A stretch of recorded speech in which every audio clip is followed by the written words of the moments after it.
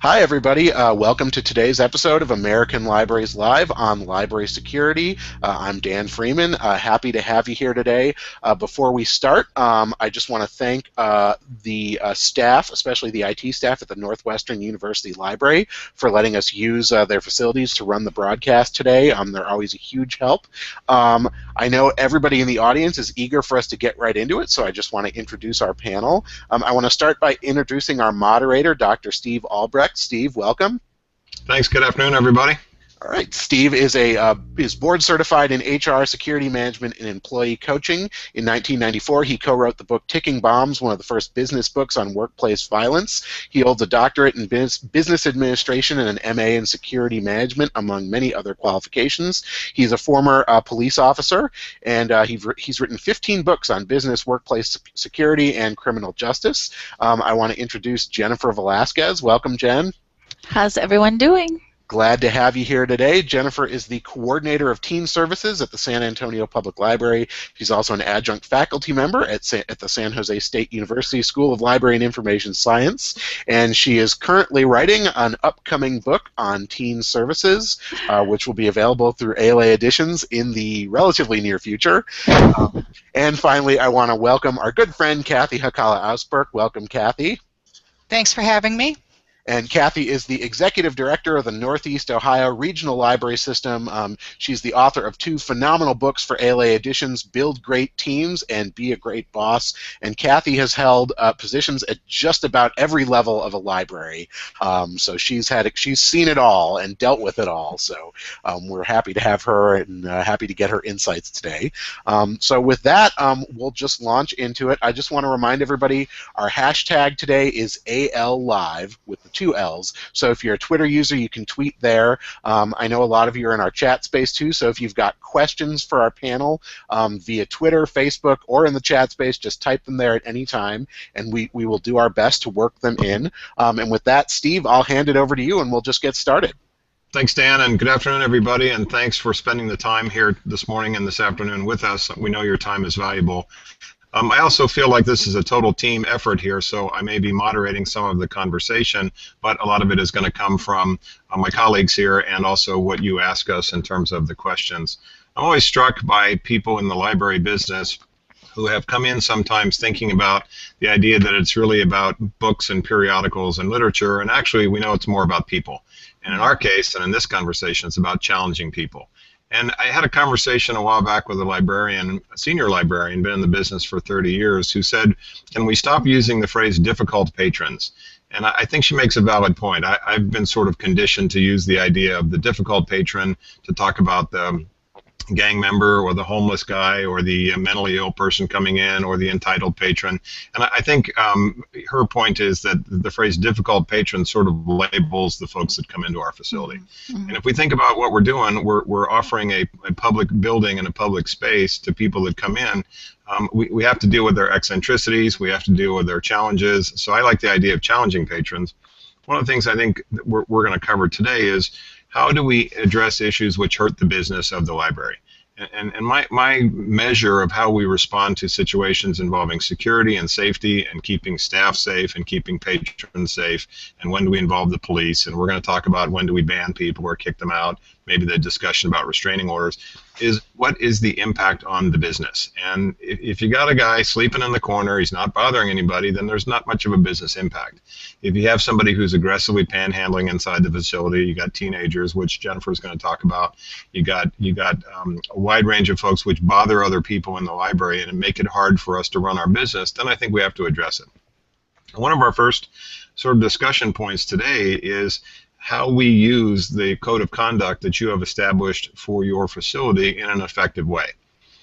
Many times in the training classes I teach in the libraries I visit where we talk about security, I say, where is the code of conduct for behavior in the library? And I hear various versions of, well, it's under the circulation desk on a clipboard, or we have it posted on our website. And I say, is it, in my perfect world, when I'm emperor of all the libraries, which I'm working on, I've filed the paperwork, I would say that we need, a 6 or 8 foot tall poster that's posted around the facility that says, here's the codes of conduct. So just for my panel colleagues, could you give us a sense of how important you think the code of conduct is as an operating security principle and an operating behavioral principle? And Jen, we'll start with you. Thank you very much for the question. And you know, I hear what you're saying about having that sort of 6-foot tall iteration of the code of conduct. And I'm thinking of a library that I went to recently where they had their code of conduct in vinyl letters on glass, you know, as you walked in, and in font size this big. And and I think that what happens sometimes is when we post something like that, there's the implication is that everyone who passes by it reads it and understands it. For me, and in my experience, I think that if there are situations that arise in the library where the code of conduct is being violated, it's probably something that's fairly obvious. We talk a lot about acting right, just act right, and those things, I think, how do I say this? You don't need to really write out specifically what acting wrong is versus acting right. I think patrons know oftentimes that sometimes the things that they're doing just are inappropriate, and it's sort of the difference between making that information available in a reasonable way and enforcing something and displaying something in a helpful manner to people, if that makes any sense. I don't know how the display of a code of conduct can really help people modify their behavior. If you hear what I'm saying, Stephen, maybe you could help me understand that a little bit better. My part is, and Kathy, I'll bring you in on this too. My part is it's tough to enforce what people don't know about. So the idea that folks at least can see when the staff member points and says you can't eat in the library if you're not allowed to eat, or no cell phones in the library, or that kind of thing. Right. I think we all agree that it's not 100% of the patrons that have difficulty following the rules. It may be not even 20%, but it could be that 10% which is difficult and problematic. These are the ones that drive staff crazy on a regular basis. It kind of interferes with staff's morale and their sense of accomplishment when they have to come in and deal with the folks. So my thing is always, how do we encourage people to look at a code of conduct which the average person walking by, like you said, could see it in letters where they could identify it in a way that they go, oh, we're talking about me. And so when we have it under the circulation desk, or it's posted on the website, or we have it on a little cheat sheet we give people to when they first sign up for a library card or an internet card, we're missing an opportunity to keep on reinforcing what I would think are boundaries. And my part about the code of conduct is it is a sense of boundaries about behavior in the library. And like you say, acting right needs to be delineated for some people that just don't know what that means. Kathy, your comments? Well, I agree with you, Steve, that I think it's really important first to clarify the code of conduct and then to display it. And I don't think that's just for the customers. I think that's for the staff's benefit too.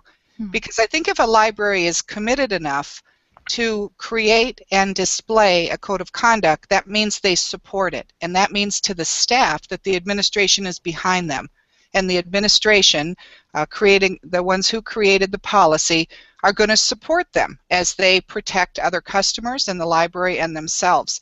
So I think it's as much for the staff as it is for the customers to point out and clarify and post a code of conduct. And I agree with you about all the lettering and the small font and who's going to read it too, Jennifer, though. And I think the best example I've ever seen was a library that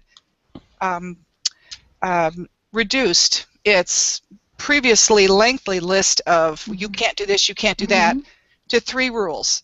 You cannot cause a disturbance. Library staff will determine what a disturbance is. If you cause a disturbance, you'll be asked to leave. That was it. That was the entire code of conduct. That's wonderful. It got framed, got put on the wall. The customers knew it, not all of them, but a lot of them. And most importantly, the staff knew that the library was behind supporting that. Yeah, I just want to jump in and point out we're getting. It sounds like the audience certainly agrees with you, and I just want to bring in, these aren't questions but 2 comments. Jason pointed out patrons like to argue with you if it's not set in writing, so I think that's definitely true. And someone else contributed, too many times the violator says, "Where is it written? Show me." So we have to do that.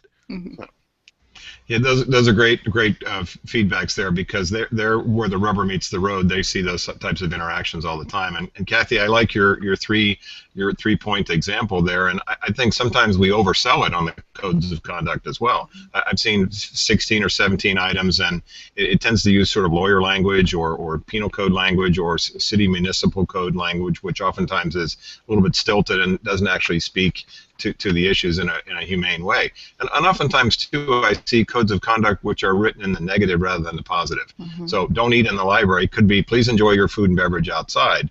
Don't use cell phones in the library. Please take your cell phone call outside. There's a different way to spin the same type of a language. And I think the idea of a code of conduct is not so inflexible that we're kicking people out right and left, but it's not so fuzzy that folks feel like they have the right to do whatever they want inside of a public facility. And I know we all agree on this, that it's a balance between the business impact, what hurts the business, and the public's right to access. And so I always ask staff in their interpretation of the code of conduct, is what this person is doing, Kathy, you mentioned in terms of the disturbance part of it, is it causing an impact on the business where other people can enjoy the facility? And here's the tough part that we all face. Not everybody is going to tell us if something hurts the library, their use of the library. They may not tell us. So the nice little old lady who won't go to the library anymore because she's fearful of the homeless guy that comes in and spreads out his 15 bags of stuff, she oftentimes may not tell us about that. So we have to be, in terms of staff vigilance and paying attention, we've got to be more cognizant of how these things impact the folks that may not tell us what the problem is. Comments on that from the panel?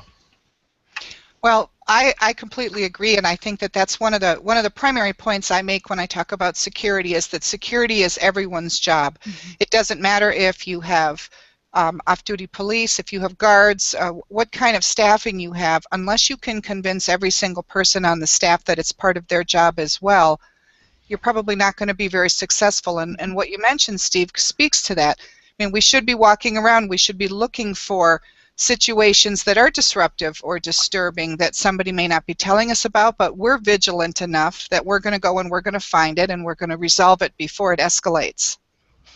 I couldn't agree more, and I think that library staff understanding that that's a really strong way for us to advocate for patrons, to advocate for the little old lady who won't speak up, because when you see things, you deal with them. And I really appreciate what you're saying about making sure that things don't escalate, because I think that as library staff, that we play a role in sort of being preemptive about things, and then when things go down, how we react really plays a role in how things ultimately play out.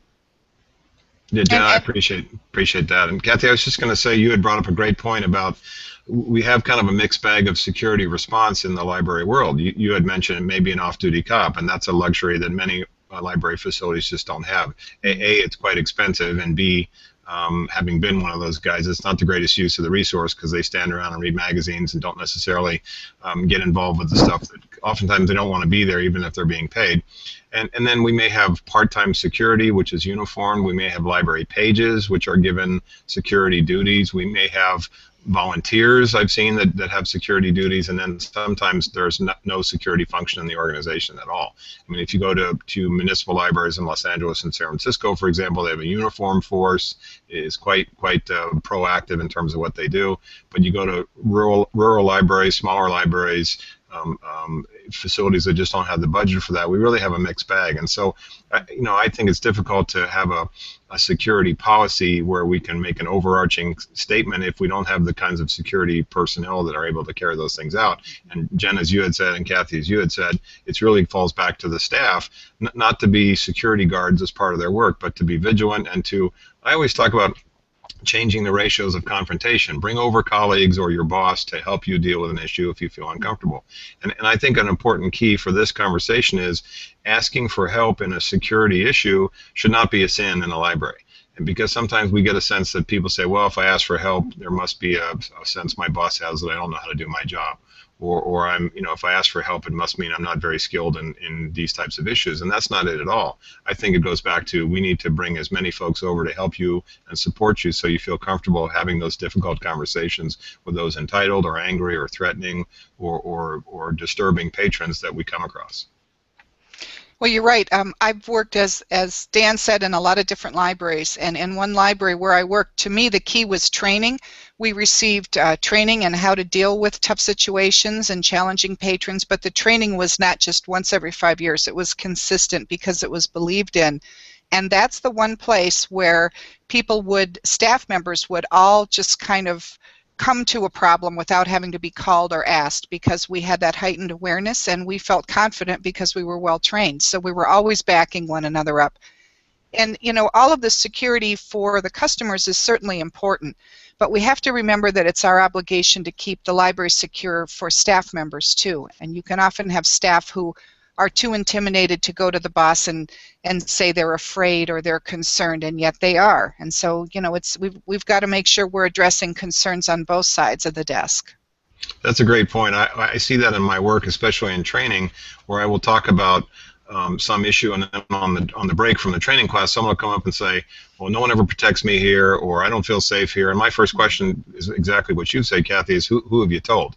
And there's a sense that senior library staff should have some telepathic knowledge about all the stuff that's going on around here, and you have to be courageous enough to come and tell us. And I say, talk to your boss, talk to your other bosses, bring it up during staff meeting conversations, so that if we have problematic patrons, this is not the first time we've heard about it if it's been going on for a couple of years. Mm-hmm. I wanted to just adjust our topic over a little bit to this idea of how we, and Jennifer, this is a strong piece for you here, is how we think about if we're at the 11th hour for certain patrons in terms of their behavior, and we talk about banning them for some span of time, suspending their privileges. And the work that I do, oftentimes I use restraining orders with some haphazard success. I get some support from city attorneys and district attorneys for this, some support from Friends of the Library or the library boards, but sometimes not as well.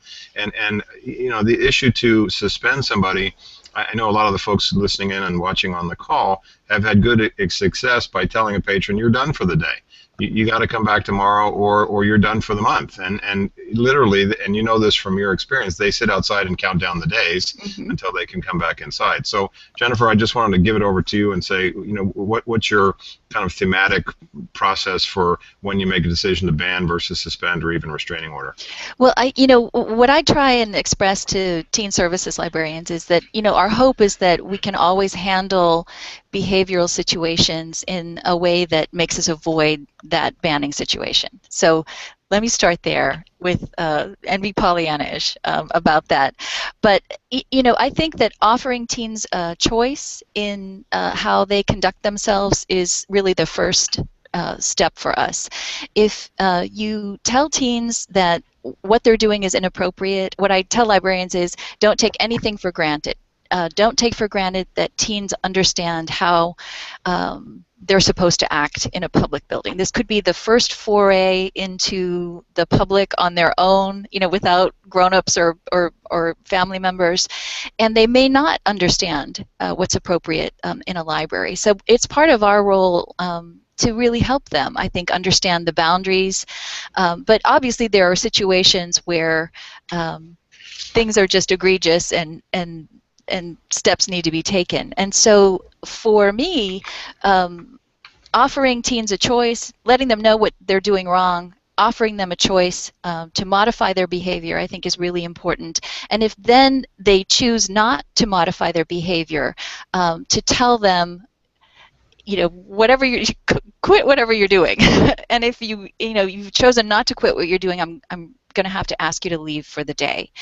And come back tomorrow and we'll try again. And I think that what happens is when the teen comes back the next day, it's an opportunity not really to relitigate the whole situation that may have been the problem, but to welcome them back, ask them if they have any questions, and ask them to always be open with you about having you help them understand what's going on in the library situation.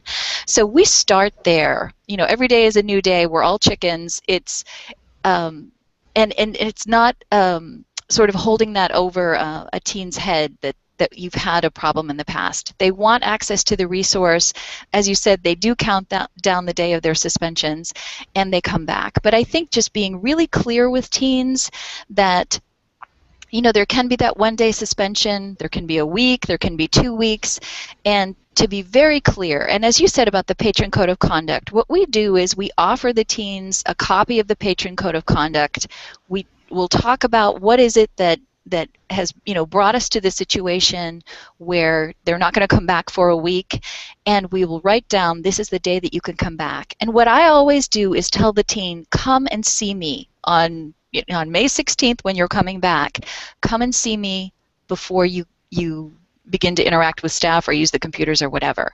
And I think that that's a very crucial moment again to, again, not relitigate the situation, but to tell them you're glad they're there, you're glad they're back, and if they have questions about what's appropriate, to always be able to ask you. Does that answer your question, Steve? It does.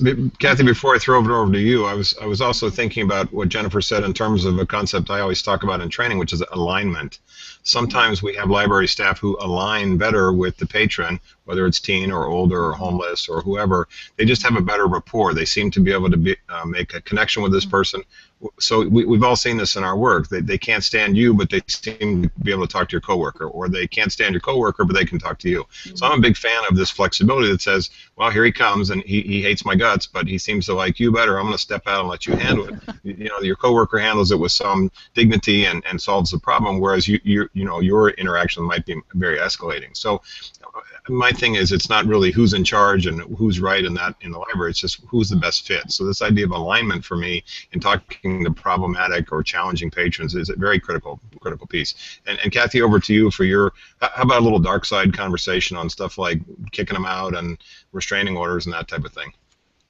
Okay, well, I got plenty of those stories too, but you know, I think it's really important to have the ability to do this. I remember meeting a librarian once, and we were having a conversation. She worked at another library in Ohio, and she said to me, well, one thing we hate is after school, especially these couple girls, they come in every day, they cause so much trouble, and every day we see them coming and we think, oh boy, here we go. And I thought to myself, the employees shouldn't have to tolerate that. They should not have to live in fear of this person who comes every day and causes a problem. There should be an opportunity to say enough already to protect the other customers and the staff. But I think there's two things that are critical to support really effective procedures regarding kicking people out. And number one is, I think you've got to get your staff to do incident reports.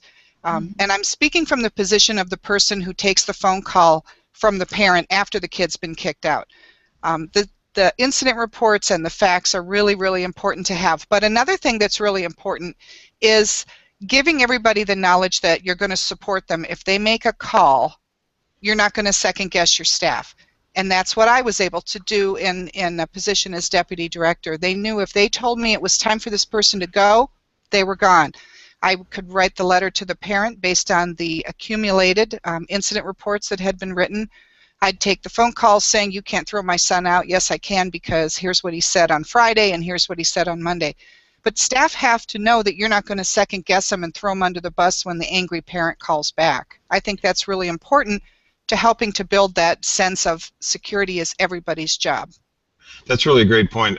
Two points you made, I think, are important to note. One is the security incident report is a critical piece, because sometimes they don't put enough data or information in there, and they'll say, the patron cursed at me.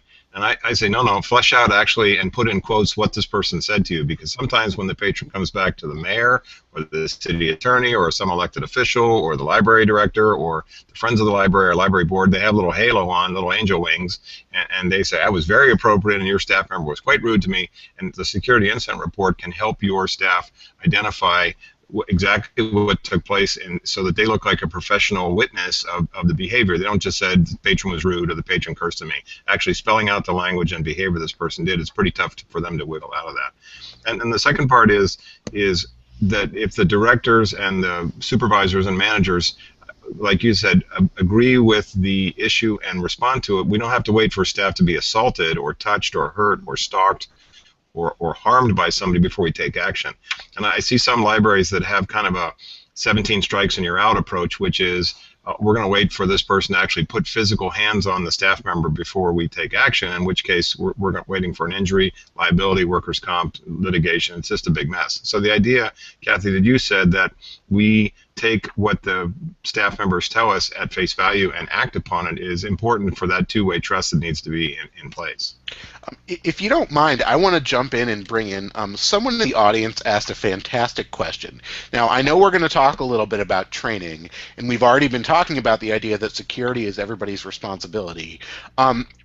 People in the audience were starting to talk about their policies and what training exists, and someone asked this question: what can I do as a frontline staff member if my library doesn't offer effective training for their staff members? I thought that was a great question because I think it sort of addresses this issue. You may not be in a position to set the policies or set the training. So if that's the case, what can you do? So Steve, let me turn it over to you. Well, I think we're currently on a resource right now that serves as a training platform, and ALA's work in this area. I know that there's a lot of other folks that cover security topics historically through ALA training programs online and face-to-face and things like that. In California, we have the Info People programs, which I taught for a number of years, which went all around all the libraries. And I also think that you have to be a little bit creative as an employee and say, can I look at some online customer service training? And sometimes customer service training is for high-risk customers, people that are entitled and angry. And you look at some of the programs that deal with concepts like verbal judo and areas where we have difficult conversations, crucial conversations with people. Some of that is self-driven. You may have to do some of that on your own. But I think, if you look and say, maybe some libraries don't respond to security situations if one employee talks about it, but if they all come together in a staff meeting and say, we don't feel safe here because of this problematic patron or these sets of circumstances, then we can put some pressure on the leadership to take some steps, whether it's training, whether it's bringing in the local cops to have a conversation. I oftentimes encourage libraries to get a hold of their stakeholder partners. So if it's mental health issues, talk to the county mental health representatives. If it's social workers that you can get to come by the library, if it's homeless advocates, whatever the issue is. If it's teens, talk to the school that's next door to the facility. So sometimes I think the staff members may feel kind of trapped that they're not empowered enough to do things, but there's a lot of resources around that you can take access to help you feel better about coming to work.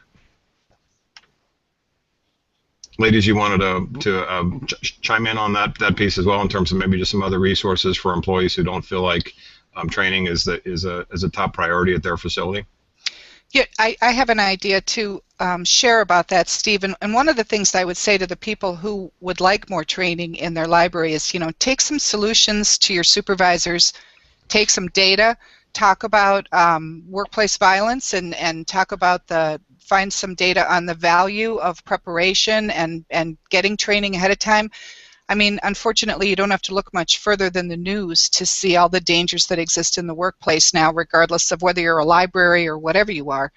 So I would suggest get some data, get some facts, and take some solutions to the boss and say, we can make this a more popular place. We can increase our service numbers if people felt it was more safe. And one of the ways you can get data is survey the customers and the staff. Ask them some questions to get a sense of what do they feel when they come there. Do they feel safe? Do they feel comfortable? But the other thing you can do to really learn a lot about how to stay safe in a library is to learn from one another. There's lots of different, most libraries have lots of people who've been there for many, many years. They've seen it all. They've experienced it. They've known how to handle it. So have some opportunities, some brown bag lunches or whatever, where you can talk about incidents that took place. A good friend of mine used to call that the after-action report from the military practice. But, sit down with coworkers and talk about how dangerous situations or uncomfortable situations were handled, and maybe how it was done right or how they could do it better, and just learn from each other. That's a start. I really like the idea of the after incident sort of powwow, sitting around and talking about what happened during the situation and, how was it handled, and really those internal resources that we have in our colleagues, I think, are so important. And just as you said, some people are better at working with teens, some people are better at working with homeless people than others in our staff. So I think looking at those those internal resources we have, as well as you said, libraries are generally part of municipalities, so you've got partners really in place with the local police. So, both of those are things that don't cost any money, so they shouldn't be too difficult to implement. One of the things I've seen, to echo what you were both saying, in the training environment is where we do role plays and we say, okay, we'll have a problematic patron and we'll have a staff member dealing with it, but also the rest of the group, in the small groups, they'll give some feedback. So they'll watch the process and they'll debrief everybody afterwards, say, I might have said this a little bit differently, or I really like the way you said that. So we debrief each other and we kind of get a sense of shared connection to the issue. So I try to make the role play process where people learn from it by giving feedback to each other and being able to file away those tools. And I think I think feeling safe with your colleagues also. I know for myself that I don't always handle situations the best way that I would like to. There's one particular incident I'm thinking of where I lost my temper, and I think it was really important for me to say to my staff, I didn't handle that the best way, and what I should have done was, and so to acknowledge that and to feel that sort of safety in your group to be able to talk about those things, I think is really invaluable. I always kind of think about how, the little old lady librarian that's in her 80s has been there for 52 years, comes in and tells some, scary homeless dude to leave, and he's like, yes, ma'am, and he gathers up his stuff and he leaves. If I went over and did that, there'd be like a big fight. You want to challenge him to fight. So I think, there are, like you said, Jen, there's staff members that have certain skills and characteristics which really transition to the people side of it and say, this tends to be your area of expertise. You're better at it than me. Then teach me how to do it, or help me get through the same kind of situation.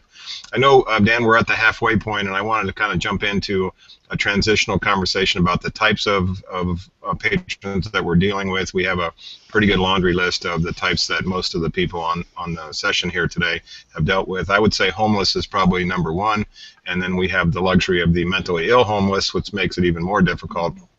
We have substance abusers, which can also be homeless as well, and their behavior is problematic. Jennifer, on the teen piece, you gave us some good points coming in our opening about this. Also, Kathy, I want to get your take on this on the entitled patron. I pay your salary, I pay taxes here, I've been coming here for years and years, and how come I can't do X, Y, and Z? So that's one part of it as well. I'd like to talk a little bit about kind of a shadow issue, which is, I get this a lot from the libraries I go to, where the staff feels uncomfortable about stalking behavior involving patrons. So we have the creepy guy that gets your first and last name off of your name tag and does a little social media on you using the library's computers, ironically, and to get some information about the staff member and begin to pester her. Also, I look at some other groups of patrons which can be not necessarily problematic, but we have to change our approach. And that might be the disabled community, that might be the elderly community, where their sense of using the facility, we have to help them in terms of the technology and feeling safe and comfortable when they're there. So, and just to back up to the security piece, and Jen, you made a great point. Local law enforcement, sheriff's department, PD, somebody, some deputy, some cop has your facility on his or her beat. Somebody has your building on his or her area of service responsibility. And in my perfect world, you're getting a cop coming by or a deputy coming by your facility once a week, twice a week, once a day. They come by, use the bathroom, get a cup of coffee, say hi, walk through the stacks, talk to some people and leave. Maybe they come back 2 days later, maybe they come back 3 days later, but they come back in different times. It's random. The bad guys have to guess when the cops are walking through the facility. And in my perfect world, you would call, as a senior library, in leadership role, you'd call the watch commander and say, can we get a little extra service here? I know cops are all busy. We hear that all the time. But can somebody swing by on an occasional, irregular, random basis, park their car in the parking lot, come in, say hi to the folks there, walk around, see everything, and then leave? That type of episodic, random patrol can really send a strong deterrence message to the people that are very problematic. The folks that steal materials, that bother other people, that sell drugs or use drugs. I mean, they have to guess when the cops are coming by. So in my perfect world, you're calling the watch commander for your police department, your sheriff's department, and say, hey, can you send the beat officer or the beat deputy over here to talk to me, and can we just get an occasional swing by that would really change the environment, that says, hey, this person's coming by on a regular basis to keep an eye on us. It makes the staff feel better, it makes the public feel better, and it sends a message to the patrons that they have to guess which day the cops may be coming through. But I think the problematic patrons part of it, we have got a pretty good laundry list. And if we start with the homeless, I would go back to my oftentimes my approach to this, which is you have to set early boundaries with those folks so that they don't keep, sort of spreading their problematic behaviors around the library. So I talk to library folks and say, well, they come in at 10 o'clock in the morning and they set up camp and there's 20 of them and they have their bags and their stuff and they're blocking the aisles. And I said, you've got to go to the person who's sort of the ringleader for all of them and say, we need to talk about how you use this place differently. So Kathy, your take on the homeless, and Jen, just some thoughts about homeless in your facilities that you have seen. Well, Steve, I think that goes back to what we talked about from the very beginning. How many are there? What are they doing? Are they disturbing and causing a disturbance in your library that's keeping other people from enjoying the facility? I think that's got to be the first question. Like many people, I've probably been involved in way too many discussions with staff on, hey, that guy's sleeping over there and we don't allow sleeping. And then we go round and round and, somebody drops a book real loudly to wake him up, unfortunately. I've seen that happen, but the bottom line is, are they causing a disturbance? And then I think you're right. If there is a disturbance, then you start by dealing with it like you would deal with any human being. You talk to them. You talk to them and you say, here's a challenge. Let's think about some solutions. I remember reading about a library once that ended up moving the camp, as you call it, the area of comfortable chairs, back to a further corner of the library that would be out of the way of some of the other things that had been being disturbed, so that the people who were using it could use it in peace. But I think you have to approach these things just like you do when you have a challenge with a staff member. You don't approach it in terms of punishment or retribution, but of solution, and you try to find an answer. And when you can't, or when it's outside the boundaries of what you can achieve, I think we're obliged to make sure that our libraries are safe for everyone else to use and for our staff, and we call the police. I think it's really important to get your staff to understand where that line is. That's a great point. One of the things I talk about too, for especially dealing with the homeless, or even Jen, for teenagers, is, and anybody that has that sort of sense that they feel entitled to do what they want, one of the phrases I use all the time is, you can't do that if you want to stay here. So you got some guy that wants to bring in, 17 bags of stuff, or push his shopping cart into the facility, or bring in a non-service animal. You can't do that if you want to stay here. From my perspective, means make a choice, patron.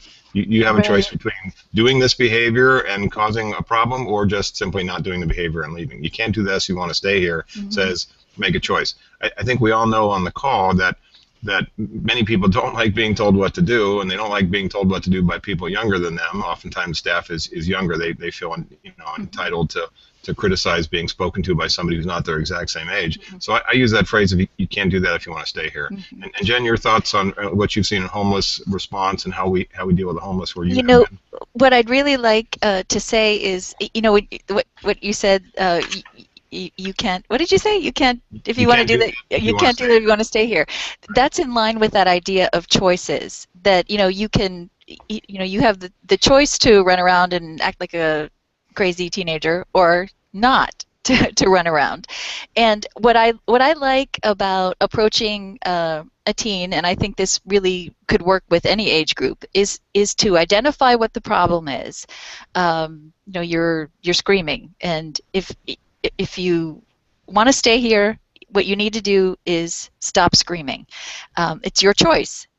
I like that because it puts the sort of the power on the individual, where it's not, they have a choice to modify their behavior or not, and it sort of takes it off of me, and it puts the power in their hands. And I find that with teenagers in particular, if you explain what the problem is and sort of lay out the choice that they have, that chances are they're going to modify their behavior that first time. And if they don't, it's that same situation where you're able to say to them, look, I told you what the situation was. You chose not to modify your behavior. I would never use those words. And you didn't, so, and then you can outline the consequences. And I really think that being clear and being consistent and having that sort of protocol where there's a warning that sort of lets people know what the situation is, there's the outline of what the choices are. If there needs to be a follow-up, it's very clearly done that, you know, you were asked not to do this, you continued to do this, these are the consequences. That really helps staff. And if everyone is doing it the same way in most situations, most of the time, I think that helps staff, and that also helps patrons. And, you know, in our situation in teen services, it helps patrons begin to understand and learn and navigate that sort of service landscape of the library. Yeah, I think you make a great point too about choices, because when I use the phrase "you can't do that if you want to stay here," it gives them kind of a face-saving way out. So right. They say, well, "I'll just leave then." I'm like, okay, and so they have kind of a face-saving way out of that situation. Right, exactly. So if we lump together the problematic patrons that are homeless, and the mentally ill homeless, and the substance abusing mentally ill homeless, we've got quite a trio on our hands. One of the things besides just the police is I often call the social services community in that area, and that could include outside the box thinking, like, let's call St. Vincent de Paul or Salvation Army or Catholic Charities or one of the homeless social services outreach groups. They send over some folks.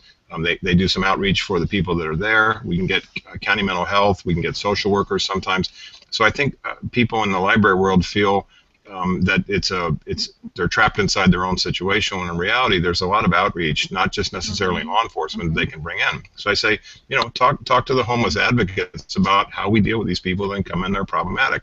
Absolutely, because I'm sorry, our currency is information. So, you know, if you're in a situation like that, I can't agree with you more, Steve, that we know how to get information. And so I think that it really benefits us to be in that situation where we're calling, we're making those connections, we're seeking information to help not only staff with situations, but with our patrons with information in situations like that too. I'm sorry for interrupting you. Yeah, no worries. Here's the problem in our country, which is not everybody who's mentally ill is dangerous, and being mentally ill doesn't mean you can't use the library. Right. So we've defined it carefully, saying a danger to self or a danger to others or gravely disabled, but there are a lot of people that don't meet that definition, so we still have to manage their behavior. And I say get some help from the people that's what they do. The other part of substance abusers in the library is I always say, what's the impact on the business? If the guy's a raging drunk and wants to fight people, we have a different situation. The guy's used drugs as alcohol and he's just sitting in the corner minding his own business. I don't care what people put in their bodies as long as they don't drive a car or bug other people. But if they do, then we have the obligation to call the police. In dealing with gang members, I'm sensitive to their issues, which, and Jen, you may see this more than I do, not necessarily kids that you know want to dress like gang members, but actual gang members, guys that have, you know, been in prison as recently as, you know, 15 minutes ago. They're hypersensitive to being embarrassed or slighted or humiliated about something, especially in front of their friends or in front of their girl. So I'm careful not to disrespect these people. I'm not afraid of them, but I'm not disrespecting them in terms of their using the facility. So I think we're careful in how we treat people. We recognize the diversity of the people that come into the library, but we're also sensitive to the idea that, you know, some of these folks can be quite volatile. And I just wanted to switch over to the stalker piece for just a moment. And I know libraries are often heavily staffed with female employees. They have a sense of protection from domestic violence or stalking, which is different than male employees. But I'm cognizant of the fact that, you know, there are guys that come in and are inappropriate in terms of their conduct and, you know, they flirting behavior, dating behavior, where they want to date the staff, and it creates quite an uncomfortable situation. And I think there are two parts of this, and Kathy, I'll get your take too. One is that you have to have the courage as an employee to come and tell us if these things are happening. Two, management has to step in and tell the patron, this is clearly not appropriate. This is a privacy issue. You cannot bother our employees. She's not interested in a dating relationship with you, and if you keep doing this stuff, we're going to kick you out. Kathy, have you seen in your experience how female employees tend to be fearful of this type of patron who is, you know, boundary issues and the inappropriate sexual or flirting comments, that type of thing? Well, I see it unfortunately a lot with younger staff, primarily with pages. With library reference staff, children's staff, I don't see it as much because they've usually been around long enough that, and hopefully had the good training that they know what to do. But you know what? We hire a lot of really young people to be pages, and we send them to the furthest corners of the library to put away books at the very end of a stack range where they're all alone. And I think the answer, the best answer that we found over the years was that that's got to be, again, training. When you're hiring someone for the first time, you tell them, if you have a funny feeling that somebody's looking at you and it just feels funny, you're probably right, and you need to come tell us. I mean, I think you have to be really open about it and not try to say, well, this is a safe place, you won't have any problems, because it is that embarrassment that they feel funny to come forward. So again, I think it's all about training, but I also think that it's about, again, the whole staff is the security staff. And if you've got staff who are up, out from behind the desk, walking around, believe me, they're very astute, and pretty soon they're going to say, hey, you know, they're probably already given the weird guy in the corner a nickname by the time he's been there 20 minutes. But you got to keep involved so that you can try to preempt some of these things. But yeah, it's definitely a danger that I think we are obligated to step in and take care of our staff.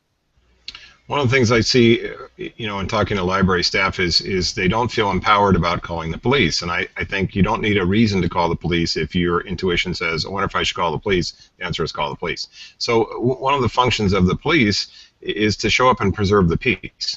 And it's not always about fighting crime and arresting people. They show up and they lower the emotional temperature. They set boundaries and they preserve the peace. And I'm a fan of those types of situations where you say, you know, this person's behavior is moving towards something which is threatening other people, whether it's the female employees or just anybody, another patron, that we call the police to preempt that, and the cops show up and do what they do, which is preserve the peace.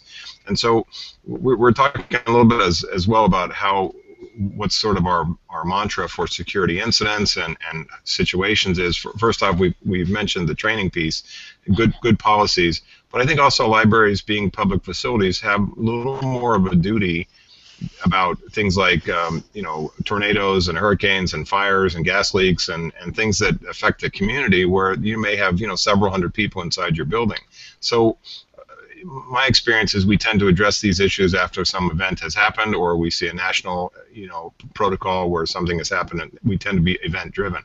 So I'd just like to, you know, commit to the thought process of the people listening in, that you look at your policies for evacuation and fire response and things like that and make sure that they're up to speed. In the post 9/11 world, we've got kind of a different mindset about people are used to security, they're used to listening to the warnings about things and taking steps to protect themselves. So whether it's a small facility or a large facility, I wouldn't necessarily count on the first responders to think about taking care of the library. The people that run the library have to think about taking care of the library. Steve, Dan, go ahead. I would suggest that if there's a library out there that doesn't yet have a safety and security committee, they really should form one, because as you've mentioned, there's so many different things to think about, annual tests and training and different things to be kept up with, that it can be really helpful to get a safety and security committee together, rotate staff members through so you're raising the awareness of everybody on your staff, bring other people into your meetings, somebody from a homeless shelter or someone from an organization to help you better understand the mentally ill, someone from your police station. It's a way to keep this awareness ongoing and in the forefront of the operation of your library. And I agree, because it gives the staff a chance to vent a little bit about these things in a comfortable environment, and also keeps management up to speed about what may be happening they don't see. Dan, I wanted to make sure that we didn't miss a list from the questions from any types of problematic patrons that you have that we didn't discuss so Sure. far. I don't know if this exactly falls under problematic patrons as much as patrons that people are concerned about, but I've seen this come up, and this is just fair warning, I'm going to bring up a thorny issue here, but I've seen this come up a lot in the chat space. A lot of people are asking if people are allowed to bring weapons into your library. Sorry, I shouldn't just say weapons. If people are allowed to bring guns into your library, concealed or otherwise, how do you deal with it? And of course, the answer depends a lot on, you know, what are your local laws. It might be legal to do that some places and not others. But this has been mentioned enough in the chat space that I think this is a significant concern for people. So I will bring that in. Well, you gave me a tough one. I was asking for an easy one. You gave me a hard one. This is a very problematic issue. It goes back to the people that feel strongly about the Second Amendment. It goes back to, as you were saying, to the issue of what are the state's laws and even the county laws. So you have some people that in their county they can bring a firearm into a facility as long as they have a concealed weapon permit. You have some people that you know, display their gun openly and what they call open carry. It's very problematic. So I think you have to look and say what are the city or county regulations first, and what are the state laws. I know several states have just recently passed a new legislation that said you can basically bring your gun into any place if you have a permit for it, concealed weapons permit. You can bring it into any public location except for perhaps a jail or a courthouse or a mental health facility or a you know, a hospital, that type of thing. So the laws are very broad-based across the country in what this is, and I think you have to get some advice from your city attorney or your county council about what you do. And this sounds like I'm dodging the question, but I think if you have the kind of state where the gun culture is more prevalent, then you've got to be as flexible as the laws and guidelines in your particular state will allow. And you know, some state laws say you can't bring firearms into libraries, and others I've seen where it's not mentioned at all. It is a very problematic issue, not for the responsible gun owner problem, but we have stuff like accidental discharge, we have theft, we have people that are afraid if we see someone with a, you know, exposed firearm holster that, you know, under their jacket, they're quite obviously concerned about their safety. So I'm not dodging the question as much as I'm saying the response first is what is the city and county ordinances and what are the state ordinances, and then what are the best practices that you can get from your city attorney or county council about what signs that you may need to post. Because I don't think we want to go to a world where we've got people going through metal detectors just to come into the library, but this broad-based use of guns now and being able to carry guns in a lot of states is now more common than it's ever been before. And Steve, it sounds like your microphone might be brushing against something, or but my fat face, maybe, perhaps. I think that's better. Okay, and better. I think related, and I know we want to give everybody a chance to chime in, but related to that, we had, on the topic of training and guns, we had a lot of people, some people are saying that they have active shooter training as part of their standard security training. Some people are saying they don't have it. So. The national protocol for active shooter training these days is 3 things: run, hide, fight. There's a really good video. Dan, how's my mic? Good? Mine was muted. I said it's good. It's good. It's a really great video done by the City of Houston, Texas, in partnership with the Department of Homeland Security, called Run, Hide, Fight. So if you go to Google or go to YouTube and put in Run, Hide, Fight and City of Houston, Texas, and Department of Homeland Security, any of those combinations, it'll pop up. It's about 6 minutes long.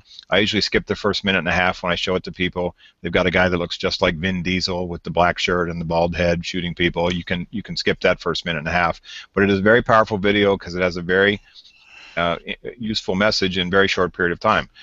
Evacuate from the facility if that kind of guy is in there, or woman. Evacuate from that facility, get as far away as possible. If that's not possible, then to hide inside the facility. Break room, restroom, conference room, supervisor's office, training room, storage rooms, someplace where you can get as many patrons and as employees, little kids, into the room and lock the door and barricade it. And then the third is the least palatable, but it's also possible, which is to defend yourself. So we've seen people do brave things at these schools and other workplaces where these types of folks have come in. The good news is that libraries tend not to be the first target on the list for some of these people. It's typically the employer. The bad news is that libraries have been targeted by these folks. I think of the case in Santa Monica College last year that happened with a workplace violence perpetrator. But I do commend to the audience to look at the Run, Hide, Fight video. It's brief. It's to the point. It's the function is to remind people of something which is quite rare in terms of happening, but their response has to be built in, which is get out of the facility, run, hide out inside the facility in a shelter-in-place situation, or fight back.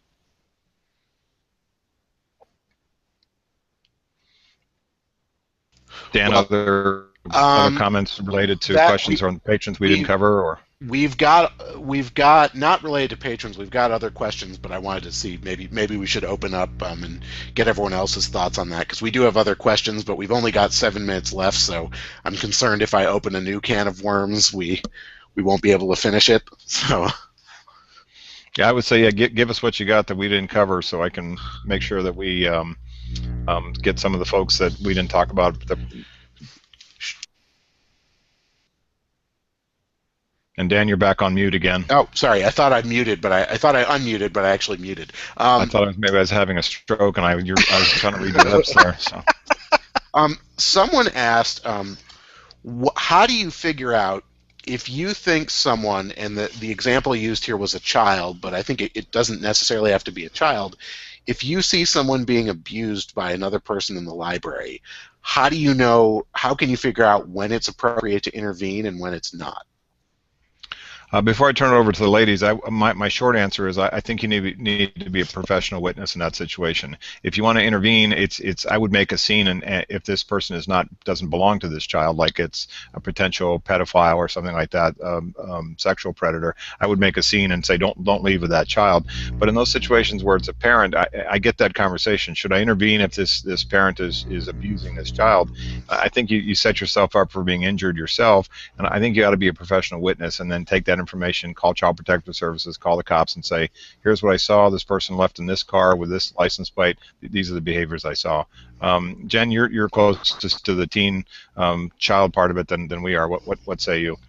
You know, I think that's very good advice, and I think that it's really important for us to talk to our supervisors and see what policies and procedures are in place at our libraries, and if there aren't policies and procedures in place for those situations, to really sort of advocate for crafting those so that everyone feels safe and protected in how they proceed in those situations, and backed up by managers. And Kathy, your response, I'm guessing, is grab the guy by the scuff of the neck and give him what for, or? Yeah, throw them right out the window. No. Right. Again, I guess I sound like a broken record, but I want the staff where I work to feel that they are trusted to use their judgment, especially people who work with the public. You know, I was trained once by a former FBI agent who came and did some security training. He said, listen to your instincts. If you think someone's being abused, call 911. You're not an investigator, you're not a detective, you're a witness, like you said. Just call and let the professionals look. I think keeping the staff safe was probably rule number 2 after, you know, do what you have to do for security. So I agree with you. I would not get involved. I would perhaps let the person hear me call 911, maybe. I don't know. Those situations, you don't know. But what we would tell staff is whatever you decide is the right thing, as long as your goal is to keep yourself and the customer as safe as possible, you cannot possibly make a bad decision.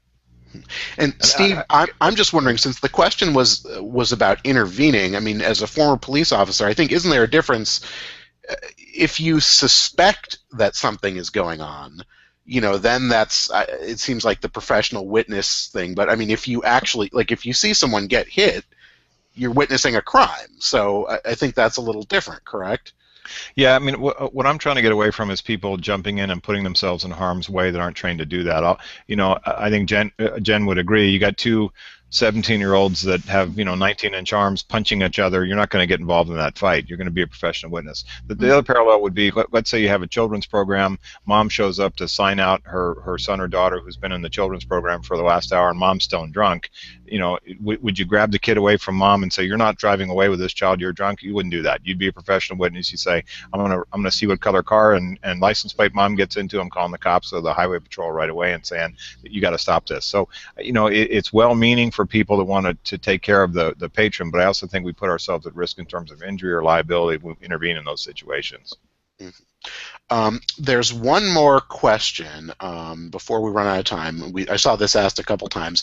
People were asking about what do you think is the effective way to handle a walkthrough in the library, which I know is pretty common when you have seen aggressive behavior, problem behavior that day by someone who might still be in the facility. And when you say walkthrough, that just define a little bit better for me. Jen and Kathy, why don't you give us your definition? Yeah. Since I work for ALA, you guys work in libraries right now, so. I guess I'm not exactly sure No. what you mean either. If you mean that a customer has been asked to stop some unpleasant behavior and you're checking up on them, I've been called a lot of things, but never subtle, and especially when it comes to safety. So my definition would be that you walk right up to the person and deal with the situation as you need to. I was assuming actually that whoever said walkthrough, what they meant, because I just assumed they meant, like, it's 15 minutes before the library closes. You walk through you walk through the stacks. You make sure there isn't anyone in the far corners, so Yeah. you don't close and leave someone in the library, that kind of thing. But maybe that's what I assumed. That we didn't get a definition in the chat space, and unfortunately, we are out of time. But I want to thank everybody. I want to thank our audience, and I want to thank our fantastic panel for the great discussion today. Before we wrap, do we want to do a round robin? Does anyone have a closing thought? I would just start by saying space and distance is important when you're talking to problematic patrons. Too close is too close. Arm's length plus a little bit more. Think of the proxemic barriers we have in libraries, desks, countertops. Put between you and problematic people. Okay, Kathy? One of the things that we were going to try to get to is the entitled or demanding customer, and we didn't. But I would like to suggest that staff consider that and realize that there is a distinct difference between customer service and verbal abuse, and that should be another element of training that staff have, so that they don't think that they're being paid to be abused, but they know how to draw the line. Thanks, Kathy. And yeah, as I predicted in our preliminary conversation, we were going to cover a fraction of what we wanted to cover and not be able to get to a ton of it. So, and Jen, your closing thoughts? I would say that I think one of the most important things we can do with teenagers is understand that this can be the first foray that they have into public space on their own. And just as important as it is for us to help them understand our catalog and our holdings, it's also important for us to help them understand what's appropriate and what's inappropriate in a public space. So I think that's part of our job. All right, well, thanks so much. Again, thanks to our panel, thanks to our audience. I hope everybody has a fantastic day. I hope everybody found this informative, and we look forward to seeing you at another episode of American Libraries Live. Have a great day, everyone. Bye-bye. Thank you. Bye. Bye, y'all. Take care, everybody.